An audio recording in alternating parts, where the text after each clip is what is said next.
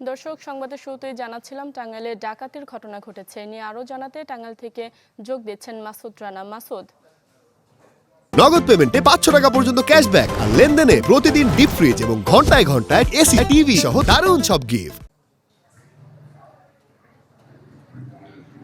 শারমিন, যেমনটি বলছিলেন, এই ঢাকা টাঙ্গাইল মহাসড়ক কিন্তু গত কয়েকদিন আগেও আমরা দেখেছি যে একটি যাত্রীবাহী বাসে ডাকাতির ঘটনা ঘটেছিল। সেটি আবার কিন্তু পুনরায় গত রাতে কিন্তু আবার একটি বাসের ডাকাতির ঘটনা ঘটেছে।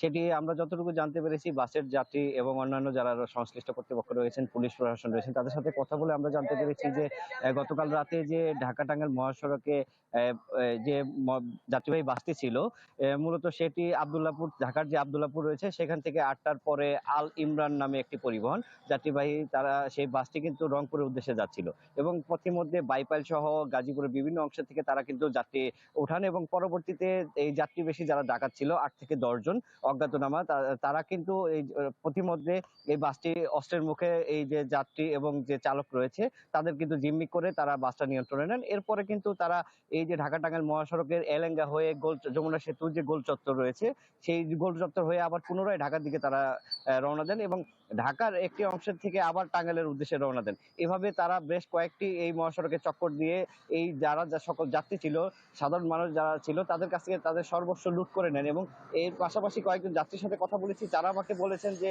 এই যে তল্লাশির নামে তারা নারীদের যে নারী যাত্রী রয়েছে তাদেরকে শ্লীলতাহানির ঘটনা ঘটিয়েছে বলে তারা দাবি করেছেন।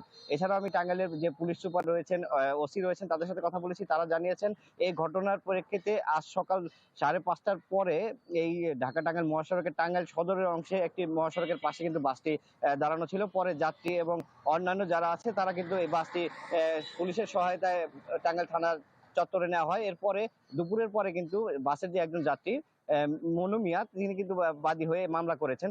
এই মামলায় এখন পর্যন্ত কাউকে অ্যারেস্ট করা হয়নি এবং পুলিশ প্রশাসন বলছে যে এই বিষয়ে তদন্ত করার জন্য এবং যারা এই ঘটনার সাথে জড়িত তাদের জন্য পুলিশের যে স্পেশাল টিম রয়েছে তারা এই বিষয়ে কাজ করছেন। শারমিন।